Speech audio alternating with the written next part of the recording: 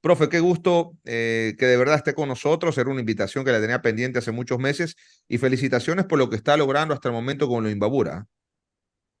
Muy buenas noches. Muchas gracias por la invitación. Es un placer compartir este momento y sí, estamos trabajando con la ilusión de este año poder lograr el ascenso que tanto desea toda la provincia de Imbabura. Profe, ¿cómo nace el sueño suyo de ser director técnico? Tiene 26 años y es el director técnico más joven del fútbol ecuatoriano. Cuéntenos eso, ¿desde qué edad, por qué y cuándo le impulsó a hacerlo? Desde muy jovencito yo jugaba al fútbol en divisiones formativas, en el Deportivo Quito, en la liga, pero llegó un momento donde no disfrutaba mucho de jugar y, y a muy temprana edad, antes de cumplir los 18 años, decidí salirme del fútbol para empezar a estudiar en la Federación Ecuatoriana de Fútbol como entrenador y creo que esa ha sido una de las claves que me ha ayudado hasta el momento, el haberme dado cuenta a muy temprana edad que tal vez mi pasión por jugar al fútbol no la era, pero sí era mi pasión por entrenar. Me gustaba más el pensar cómo planificar los partidos, el cómo planificar los entrenamientos. Y es por eso que antes de cumplir los 18 años me salí del fútbol, acabé el colegio y cuando cumplí los 18 años empecé a estudiar para ser entrenador. Profe, y a ver, deja el fútbol, dice, ya no lo disfrutaba. ¿De qué jugaba Joe Armas? ¿En qué posición comenzó y en qué posición terminó futbolísticamente hablando? ¿Y quiénes eran sus directores técnicos? Cuando era pequeñito jugaba en diferentes posiciones, empecé jugando de central, después jugaba de mediocampista y después me gustó jugar de portero por un motivo muy especial. Recuerdo que antes en el Parque La Carolina, es un parque muy grande en Quito, los entrenamientos eran de correr mucho alrededor del parque, alrededor de los árboles y veía que los porteros no corrían y ahí dije, mejor me voy a ese lado porque veía que ellos no corrían, que más pasaban con el balón y decidí más hacerme portero por ese hecho de no correr mucho. No, nunca me gustó esa parte del entrenamiento de estar corriendo y eso me marcó mucho como entrenador. Eso me marcó mucho porque ese sentimiento, esos marcadores somáticos que creé en mi adolescencia, en mi infancia, me ha ayudado para la planificación de entrenamientos, el saber que primero no me gusta hacer ese tipo de cosas en los entrenamientos, porque también sé que los jugadores posiblemente sientan lo mismo que yo sentí en su momento. ¿A qué portero admiraba usted? ¿A qué portero admiraba? ¿A quién lo sentía como que usted se veía en el espejo en cuanto a la preparación? Sí, en ese momento estaba Casillas en el Madrid, que era muy reconocido. También estaba Manuel Neuer, que es el portero del Bayern, pero en ese momento estaba en el Schalke 04 antes de ir al Bayern y eran porteros que en la época me gustaban mucho porque demostraban ya tener condiciones de jugar con el balón en el pie y eran los que admiraba en esa época. ¿Quién le da la primera oportunidad para dirigir? ¿O en qué momento dijo, yo voy a ser director técnico? ¿Qué le decía a la familia? Primero la decisión, después qué le decía a la familia y cuántos hermanos tiene, si vive con su papá o su mamá o ya se independizó. Sí, yo tengo un hermano que trabaja conmigo, él es psicólogo deportivo, él trabaja en el Imbabura también, es parte de nuestro equipo de trabajo. Mis padres cuando yo tenía 16 años se separaron y solamente vivía con mi madre y cuando llegó el momento de comunicarles que ya no iba, que ya no quería jugar, se sorprendieron mucho porque decían que me había gustado desde muy pequeño, pero en ese momento tal vez no tenía los fundamentos claros para explicar, pero ya sentía, mi corazón ya me decía que necesitaba buscar algo más y un día llegó mi padre diciéndome que había la escuela de entrenadores y de inmediato me gustó, de inmediato me llamó la atención. Es por eso que a los 18 años estudié en la federación y ahí yo estudiaba en la noche porque en la mañana estudiaba en un instituto de idiomas, estaba estudiando inglés y también estudié en la noche porque pensaba que en la noche había gente más mayor y que tal vez me podría ayudar con alguna oportunidad en un equipo. Esa era mi intención de estudiar en la noche. Y conocí a Roberto Bonifaz, que era el anterior dueño del Cuniburo, Ya. y establecimos una relación y él me permitió trabajar como asistente técnico en el Cuniburo cuando estaba en segunda categoría. Yo de haber tenido unos 19 años cuando tuve esa primera experiencia. Y profe, ¿y cómo era el momento de recibir clases? ¿Usted era el más joven o había gente de su edad? ¿Cómo lo quedaban mirando? ¿Lo respetaban? ¿Le hacían las bromas típicas? Oye, muchacho, no sabes de esto. Oye, muchacho, mira que te metes a una situación complicada. Cuénteme eso porque eso sufrimos todos en cualquier profesión, ¿ah? Sí, yo era el alumno más joven, mucho más joven, porque tenía compañeros de trabajo que ya eran entrenadores, ya eran personas mayores. Yo tenía 18 años en ese momento ¿Cómo qué compañeros, por y ejemplo? eh, Roberto Bonifaz, Alex Vinuesa, que es entrenador de un equipo de segunda categoría del San Antonio, que es la reserva de la Universidad Católica. Eh, ahora no recuerdo Sí, claro. otros más, pero tuve como profesor al profesor Juan Urquiza, que fue un excelente profesor, con muchas enseñanzas, con muchas experiencias, y también el profesor Cosar, que fue un profesor que fue el más exigente que tuve. Él me llamaba mucho la atención porque era joven y él me decía que por qué había estudiado desde muy temprano para ser entrenador. Y sí, como usted dice, siempre recibía esas bromas del joven. Normalmente al que es más joven siempre le hacen más bromas, siempre lo utilizan para hacer los ejemplos de chistes. Y siempre fue así, pero siempre los compañeros con respeto, haciendo bromas que la pasábamos bien y eso lo disfruté mucho porque también aprendí mucho de las personas mayores que eran mis compañeros por sus experiencias. Profe, usted es el entrenador más joven del fútbol ecuatoriano. Coménteme cómo ha sido esas experiencias o anécdotas con jugadores que ya han marcado su experiencia en el fútbol ecuatoriano y que usted a los 26 años se puede transformar y decir, esto es disciplina, aquí lo lidero yo, por favor, la disciplina es importante para los jugadores. Cuénteme alguna anécdota de algún jugador que en algún momento pudo decir, oye, yo estoy siendo dirigido por un niño prácticamente, o sea, lo tomaron a bien, algunos también usted ya ve desde el punto de vista suyo, quizás lo tomaron a mal. Coméntame alguna anécdota importante y también obviamente sin nombrar a nadie para que no haya susceptibilidad al respecto. Sí, la experiencia la empecé a adquirir cuando estuve en España, fui a estudiar a España, Holanda, y cuando yo decido hacer mi último masterado de manager en fútbol, conozco como compañero a Luis Ernesto Pérez, un exjugador mexicano muy reconocido, que jugó con Alex Aguinaga en el Necaxa, jugó en el América, es ídolo del Monterrey, jugó el Mundial con México en el 2006.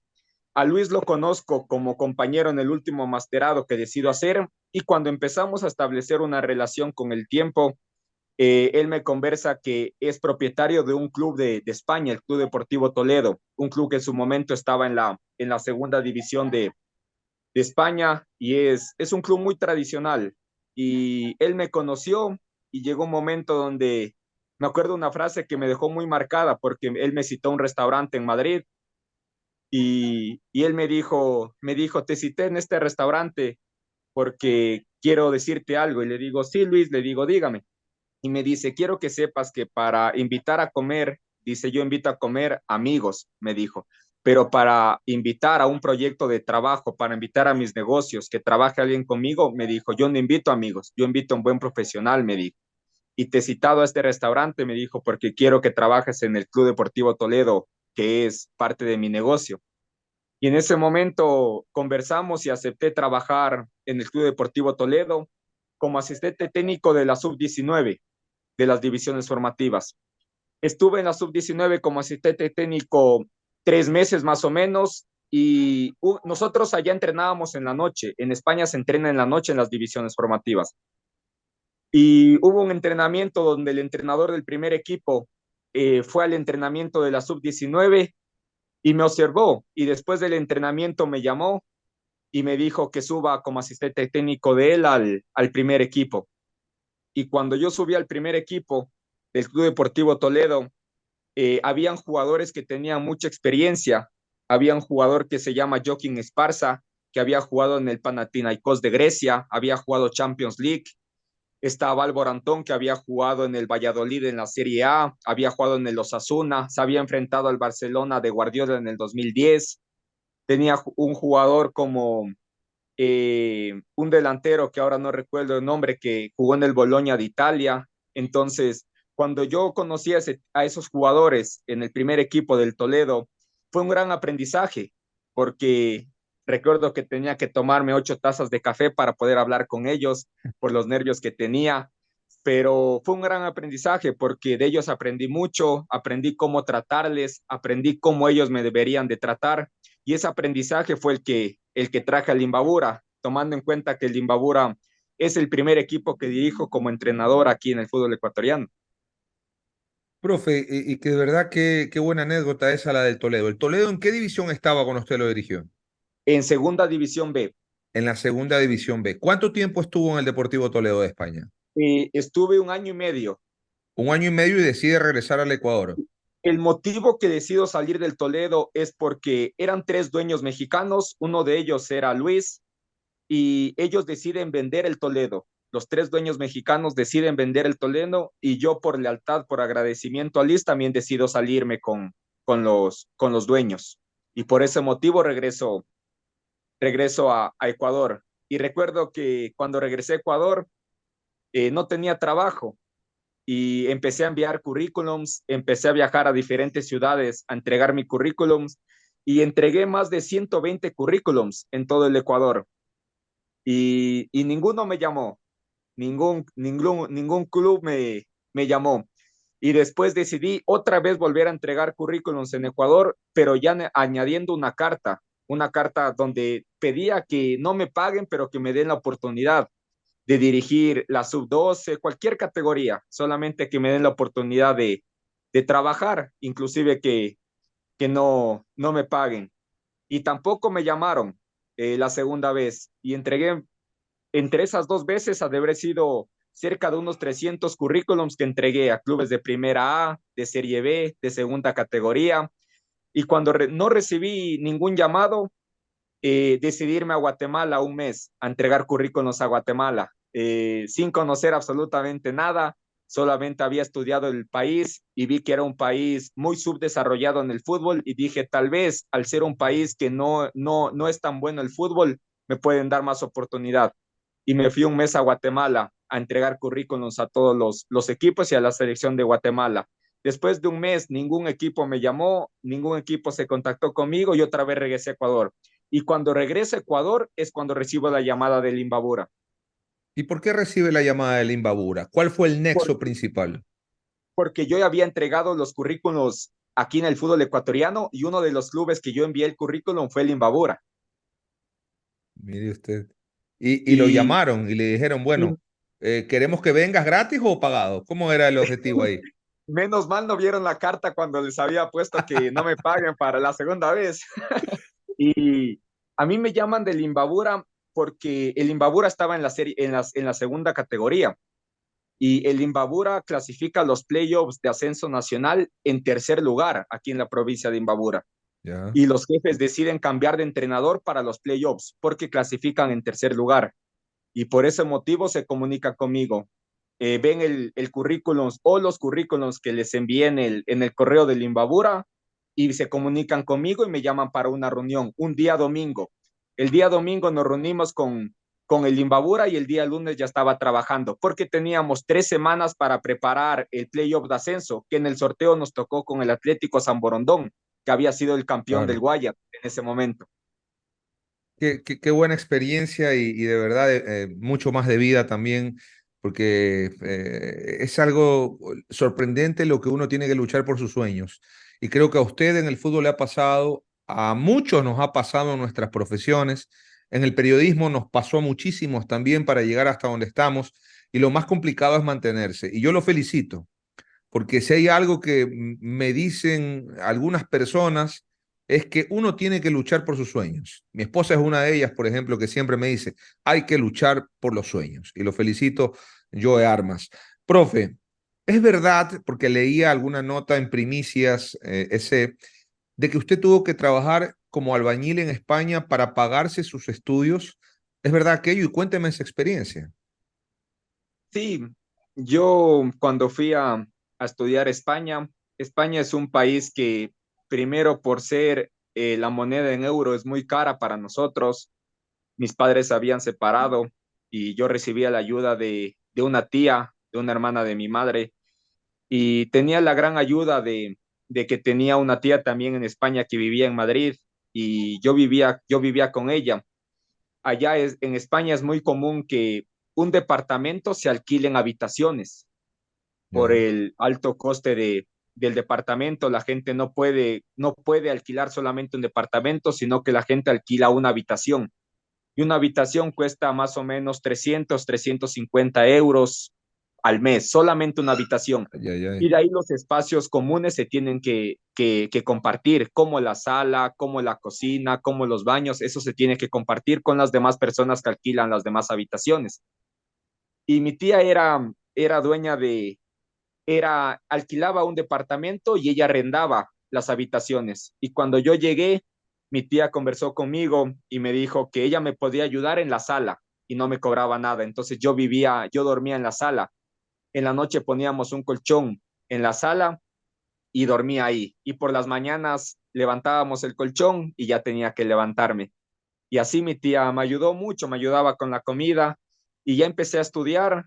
Y allá los meses que son verano, que son alrededor de dos meses y medio, cuando hace mucho calor, ahí son vacaciones, ahí no teníamos clases. Y ese tiempo yo aprovechaba para trabajar en la obra. El esposo de mi tía trabaja como albañil, trabaja en la obra y él me ayudó. Yo no podía trabajar porque no tenía los documentos legales para trabajar, pero Claro. gracias a él tenía que trabajar un poco calladito para poder sacar un poco de dinero y me pagaban $50 el día.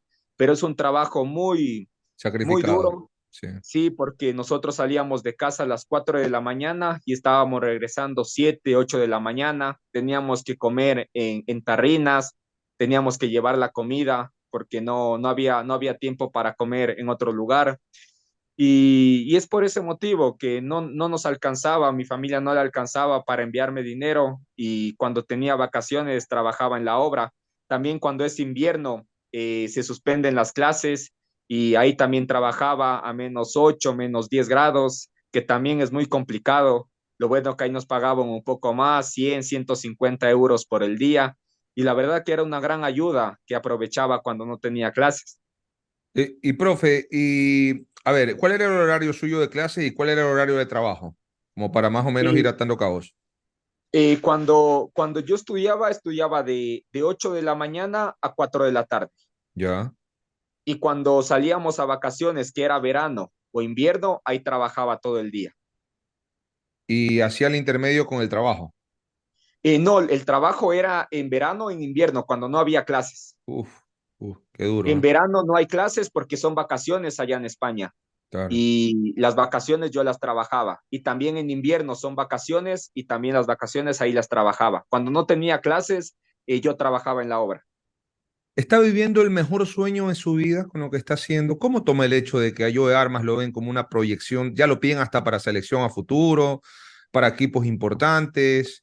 ¿Ha recibido el llamado de dirigentes? ¿Cómo está tomando este momento? Porque usted está ahí a punto de subir a la serie de privilegio del fútbol ecuatoriano para el próximo año, que siempre digo, me ha tocado transmitir la Serie B y de verdad la Serie B es el torneo más incomprensible del mundo. Nada está dicho. Sí. Eh, lo tomo con mucha calma, con mucha madurez. Eh, yo tengo redes sociales, pero lo utilizo exclusivamente para, para cosas profesionales, no para observar cosas o para observar comentarios. Muchos de los comentarios me llegan por mis compañeros de trabajo y sí he recibido algunas llamadas de clubes, también de la federación para conversar en su momento ¿Clubes y grandes? es algo muy bonito, ¿Los es algo clubes muy son bonito. de peso pesado del fútbol ecuatoriano? ¿Costa o sierra? ¿O solamente sierra? Eh, de ambos, No le de creo. ambos, sí, ¿Y qué, pero por ejemplo, profe, perdón la interrupción, ¿y qué le ha dicho a los clubes cuando lo han llamado? ¿Lo quieren para un proyecto interesante? ¿Lo quieren para divisiones formativas, para el primer equipo, para que vaya evolucionando mucho más? ¿Qué les han dicho los dirigentes? y, y me han dicho que algo que me ha gustado fue que los acercamientos que han conversado conmigo ha sido que les gustaría que hagamos algo, lo mismo que estamos haciendo en el Imbabura, el proyecto muy parecido al Imbabura, de gestionar toda la parte deportiva del Imbabura. Y eso es algo que a nosotros nos gusta mucho porque ya nos van conociendo de la manera como nosotros pensamos como equipo de trabajo, cómo nosotros tenemos la mentalidad de gestionar la parte deportiva de un club y, y la verdad que eso nos ha gustado mucho por la forma como se han acercado y también de la forma como se han dado cuenta que trabajamos aquí en el Imbabura.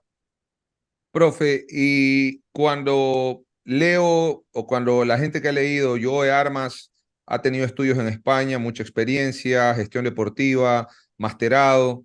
Usted es el todólogo en Imbabura. Me contaban de que, por ejemplo, usted es el que gestiona, usted también es el que está siempre ordenando el tema económico, el tema de los jugadores. ¿Es verdad o hay una parte directriz? Porque usted como técnico no se puede encargar de todo. ¿O eso es algo urbano que simplemente se maneja en cuestión de comunicación? Sí. No, la verdad que sí ha sido un gran aprendizaje. Primero, justamente yo tengo dos masterados en eso, uno como director deportivo y otro como manager en fútbol, que es específicamente para tratar los temas deportivos que no tienen que ver con la táctica, sino que tienen que ver más con altas, con bajas de jugadores, con la parte económica.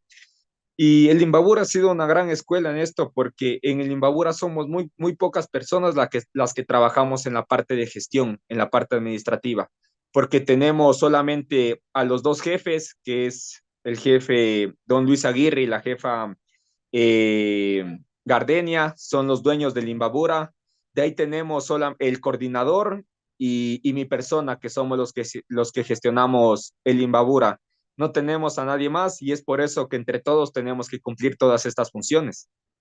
Profe, ¿cuál es el sueño suyo más allá de poder llegar a la serie de privilegios si Dios y el fútbol lo permiten? ¿Cuáles son los próximos objetivos? 26 años y todo el camino por delante todavía.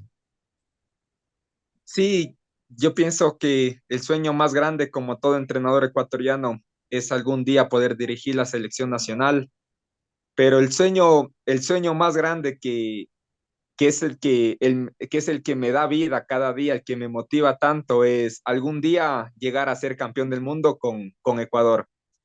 Yo sé que tal vez parece una locura, que tal vez parece algo que no puede ser posible, pero hay una frase que siempre la tengo en mi mente y es no límites, no límites, vamos a intentar todo, a intentar mejorar todo lo que podamos, vamos a intentar hacer los sueños realidad y ese es el sueño más grande que tengo, que algún día Ecuador pueda ser campeón del mundo y si es con nosotros como equipo de trabajo en la selección, mucho mejor. Profe, ¿y a qué equipo soñaría con dirigirlo en el fútbol ecuatoriano? Hay equipos muy importantes. La verdad que sería un placer poder dirigir a los clubes más grandes de Ecuador, porque sabemos que ahora es difícil, sabemos que para el entrenador ecuatoriano es más complejo, pero con trabajo, ojalá que en algún momento un club grande del Ecuador se pueda interesar en nosotros.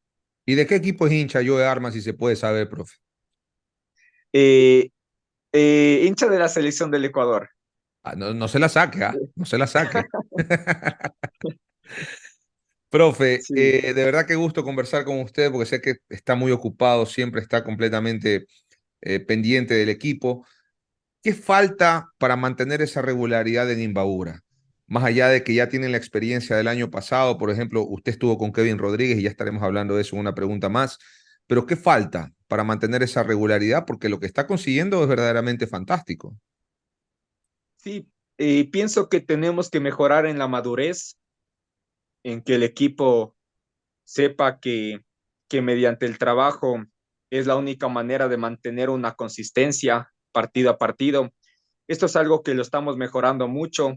Estamos trabajando mucho con nuestro psicólogo deportivo en esta parte de la madurez mental, del no emocionarse tanto cuando se gana, sino que solamente aceptarlo como un partido más, como una victoria más y seguir trabajando de la misma manera. Y este es un aspecto que hemos observado que el equipo ha mejorado mucho y pienso que es una clave muy importante del por qué hasta el momento hemos encontrado una consistencia en el juego, porque los partidos que hemos ganado hasta ahora han sido porque nos hemos merecido, porque hemos jugado muy bien. Pienso que nos ha faltado un poco más la eficacia, donde hemos tenido que anotar más goles, pero han sido partidos que por consecuencia de nuestro juego hemos obtenido buenos resultados y, y pienso que esta va a ser la clave, porque todavía faltan muchos partidos y si nosotros pensamos que con el nivel que hemos conseguido va a ser suficiente, va a ser el pecado más grande. El equipo el próximo partido tiene que demostrar que ha subido un nivel más, que ha subido un paso más en calidad, en entendimiento del juego. Y ese es el trabajo que estamos haciendo, que el equipo no se conforme con cada partido que jugamos, con cada resultado que obtenemos, sino que tenga esa hambre de gloria, que tenga esa hambre del sueño, de que creamos de que lo podemos hacer, porque al principio nadie quería que el Imbabura podía estar disputando los primeros lugares, pero pienso que ese sueño, que esa creencia de que sí podemos hacerlo, a pesar de no tener una capacidad económica muy grande, creo que nos ha permitido estar en la posición en la que estamos, pero como le digo, falta mucho todavía y el pecado más grande sería que el equipo se conforme con el nivel que ha conseguido. Profe, usted tuvo a Kevin Rodríguez cuando era un completo desconocido, ahora está en el conjunto de Independiente, estuvo en la selección y en su momento recibió las críticas que no se merecía estar. Inclusive muchos de la prensa, me incluyo porque estoy en la comunicación deportiva, dijimos de que, por ejemplo, no era el merecimiento de Kevin Rodríguez estar en la selección. ¿Qué opinión tiene usted de haber estado en la selección él, de haber sido convocado? ¿Y tiene todavía techo mucho más por llegar Kevin Rodríguez? Sí, Kevin Rodríguez es un gran talento, tiene una mentalidad competitiva muy grande y como lo dije en su momento cuando supimos que Kevin iba al Mundial, Kevin, bajo mi punto de vista, está entre los tres mejores delanteros del fútbol ecuatoriano, no solamente de los delanteros que están aquí en el fútbol ecuatoriano, sino también de los delanteros que están en el fútbol internacional. Kevin tiene características de un delantero completo. Kevin tiene características de Lewandowski, tiene características de Haaland, porque sabe jugar en diferentes posiciones, porque tiene diferentes recursos para tomar buenas decisiones. Y pienso que esto a Kevin le hace un delantero diferente, le hace un delantero del fútbol mundial. Y seguramente será cuestión de tiempo para que Kevin eh, pueda jugar en el fútbol internacional. Profe, unas dos últimas preguntas en honor al tiempo.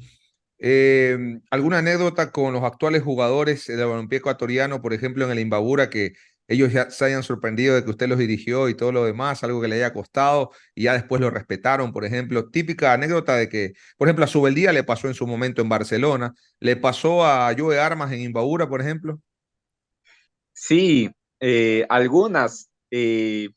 Por ejemplo, recuerdo cuando llegué el primer día al Imbabura y veía que se sorprendía porque yo veía que decían, ¿y este muchacho, este muchacho qué, quién es? Se imaginaban cualquier cosa, pero menos que iba a ser el entrenador del Imbabura. Ya. Y, y, y recuerdo que hablé con ellos y al principio era muy difícil porque tenía que llamarles 5 o 6 veces para que vengan al entrenamiento, Claro. para que puedan tener las intenciones o la voluntad de entrenar. Y fue muy complicado. Y después, bueno, logramos el ascenso a segunda, a la Serie B. Y me acuerdo que una vez los jugadores se reúnen conmigo y me dicen, ya habíamos ascendido, ya teníamos confianza. Y me dicen, profe, me dicen, cuando usted llegó, dice, no, a nosotros nos había tocado el sorteo con Atlético San Borondón, que era el campeón del Guayas. Nosotros Claro. éramos el tercer clasificado de Imbabura. Y decían, como eran dos partidos y de vuelta 2 semanas, decían, profe, cuando usted llegó, dice, acabó el entrenamiento y ya empezamos a buscar trabajos todos, porque sabíamos que en 2 semanas ya íbamos a quedar afuera. Pero dice, profe, nunca nos imaginamos que íbamos a lograr esto. Entonces, esa anécdota se me quedó muy marcada, me hizo reír mucho en su momento porque los jugadores ya estaban pensando en buscar trabajo en otro lugar, pero menos en clasificar. Pero nunca le han faltado Y el respeto. Usted ha tenido que imponerse también en cuanto a sus ideas, siempre con respeto. al principio sí, recuerdo que la segunda práctica que tuvimos, eh, los jugadores estaban muy acostumbrados a que en los entrenamientos les pongan titulares y suplentes. Ajá. Y, y eso en nuestra manera de trabajar no existe. Hasta el último día que nosotros trabajamos, el equipo no sabe quién va a jugar el partido. Nosotros, pocas horas antes del partido, enviamos la alineación. Entonces, los jugadores estaban acostumbrados a eso y cuando nosotros llegamos, eh, ellos no sabían que nos manejábamos así. Y me acuerdo que un jugador muy importante se me acercó después de un entrenamiento, del segundo entrenamiento, y me dijo, disculpa, no me decía ni profe, nada. Me decía, disculpa, se me acercó y me dijo, disculpa. Yo le digo, sí, dígame. Me dice, por si acaso, me dice, si no sabes, yo soy referente del Imbabura, me dice, y yo soy titular en cada partido, me dice, y veo que no me estás poniendo de titular. Y yo le digo, no, le digo, eh, todavía no hay titulares, le digo, les tengo que conocer y le digo, en mi concepción, en mi mentalidad, le digo, en los entrenamientos no hay ni titulares ni suplentes, le digo. Y de ahí me dijo, ya, me dijo, porque si tienes algún problema, me dijo, yo me voy del equipo. Vea, es. Y, y eso es algo que fue complicado en su momento. Pero También se me terminó acuerdo quedando, que o se fue. no, no, se terminó quedando. Es una persona que amo muchísimo. Es un Vea, es. jugador que lo amo muchísimo. Es un referente del Imbabura y juega cada partido y es un jugadorazo. También recuerdo que como yo era joven, muy pocas personas me saludaban cuando yo llegaba a los entrenamientos. Casi nadie me saludaba, Ahí ni está. los compañeros de trabajo que ya trabajaban en el Imbabura y que iban a trabajar conmigo, no me saludaban. Y me acuerdo que una vez un compañero de trabajo, ya faltaba una semana para jugar con San Borondón. Se acerca y me dice, oye, me dice, si no sabes, me dice, en una semana ya jugamos con el San Borondón y tú no pones equipo, y tú no entrenas con el equipo titular, me dice. No sabes qué jugadores tienes, no sabes quién vas a poner en el partido, me dice. Y bravo, y le digo, discúlpeme, le digo, pero le digo, yo tengo muy claro quién va a jugar, le digo, pero que no ponga la alineación titular, le digo, eso no lo voy a hacer porque pienso que todos merecen trabajar bien hasta el último día de entrenamiento Ah, antes del partido. Entonces, eso fue algo que aquí en el Imbabura al principio costó mucho porque estaban muy acostumbrados, muy habituados a que en los entrenamientos ya sepan quiénes iban a jugar, claro. jugadores y personas del equipo de trabajo del staff. Pero eso lo cambiamos y ahora ya sabemos que cualquiera puede jugar cada partido. Profe, nos quedan 4 minutos para que se nos cierre el programa. Y realmente ha sido un gusto inmenso conversar con usted estos minutos. Ojalá que no sea ni la primera ni la última vez. Le deseo todo el éxito del mundo con Imbabura, que sus sueños se cumplan. Si en algún momento puede dirigir la selección, algún equipo grande del fútbol ecuatoriano, ¿por qué no del extranjero? Que se siga preparando, que siga aprendiendo de la vida y del fútbol, lo que tanto le apasiona. Usted nos ha hecho aprender a muchísimos de lo que significa la vida y sobre todo el aspecto profesional en lucha. Las palabras finales para quienes ven este programa y sobre todo para la gente de Imbabura que lo ha tratado muy bien durante este tiempo. ¿Ah? Muchas gracias a usted, don Ramón, por la invitación. Le agradezco mucho por este tiempo muy a gusto, por hacerme recordar cosas que la verdad que son muy duras en su momento, pero que ayudan a fortalecerse como ser humano, como profesional. y son aprendizajes de vida que siempre lo recordaremos.